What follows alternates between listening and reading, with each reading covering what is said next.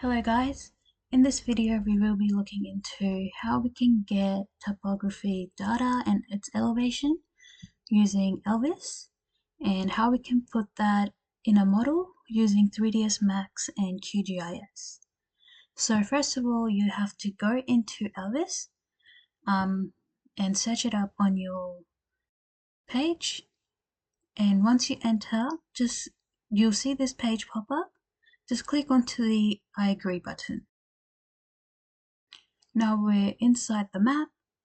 Let's head into the location search, and you can search any of the place you'd like to get data for. In this exercise, we will be looking into Eildon, and just press enter. And we'll just go with the places of interest and just get the whole town itself. Now let's order the data for this.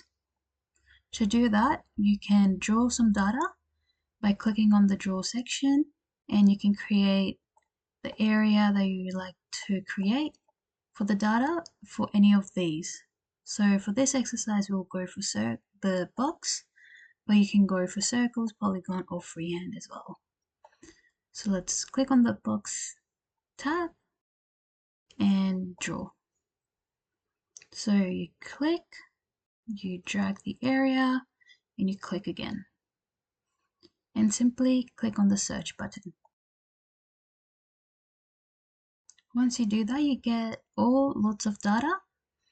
To put this data in QGIS and 3ds Max, it is important that you choose the Geoscience Australia the section and choose the digital elevation model. So once you see this, just bring the list down below and tick the first one, the SRTM derived 1-second digital elevation model, which should be the first version.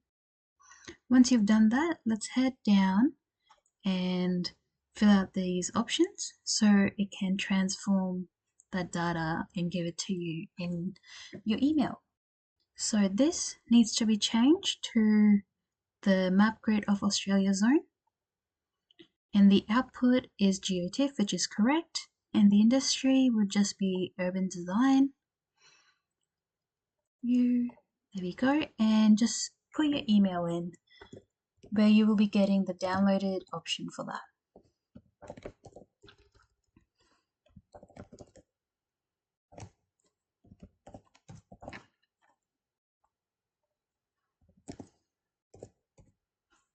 Amazing. And click on the I'm not a robot and order one dataset.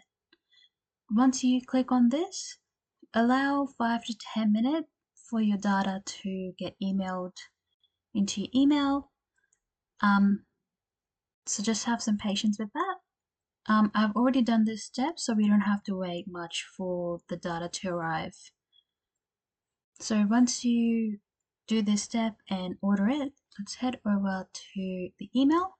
So this is the email I got saying my data is ready, and you head down and you see the location you have chosen.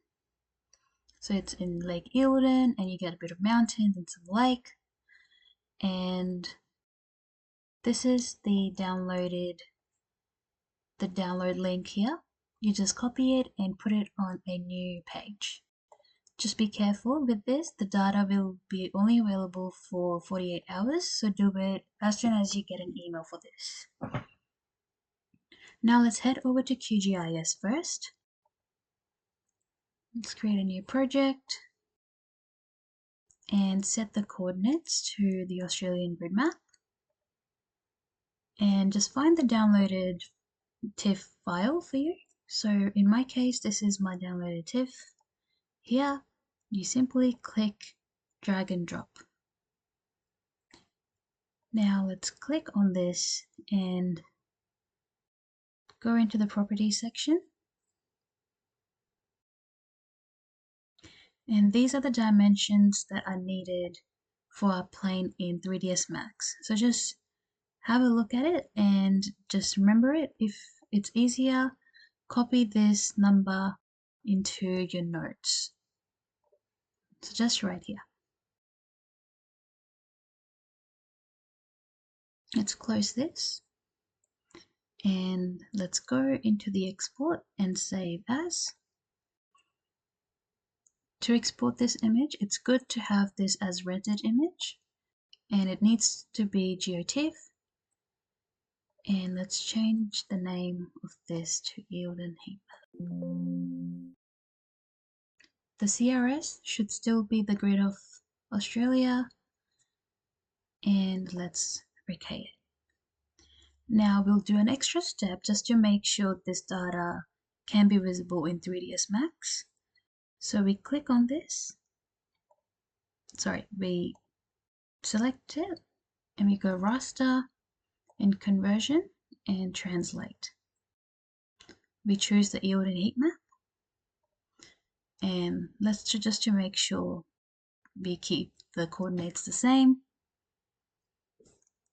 And with the advanced parameters, the profile should be high compression. And let's just make everything's okay and press run. Now this is a converted file, which is a temporary file, so make sure you export it because once you close your project, this file will not be there anymore. So you right click again, export and save as. Save it as a rendered image again. Let's change this to heat map version 2. Okay, and this is correct, and we press OK. Amazing. Now let's head over to 3ds Max. Let's go into the Create tab and pick plane. You can make the plane of any size at the moment. Just first make the plane and then go into the modify, and here we can change the sizing of the plane.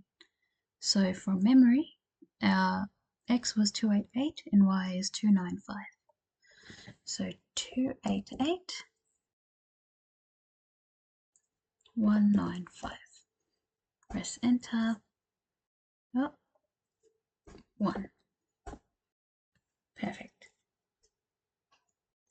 Now we go into the modifier, we're already there, so we need to search up for displace.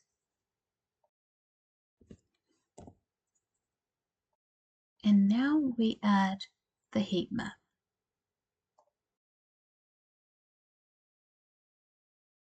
Just search where you have exported your height map into the device.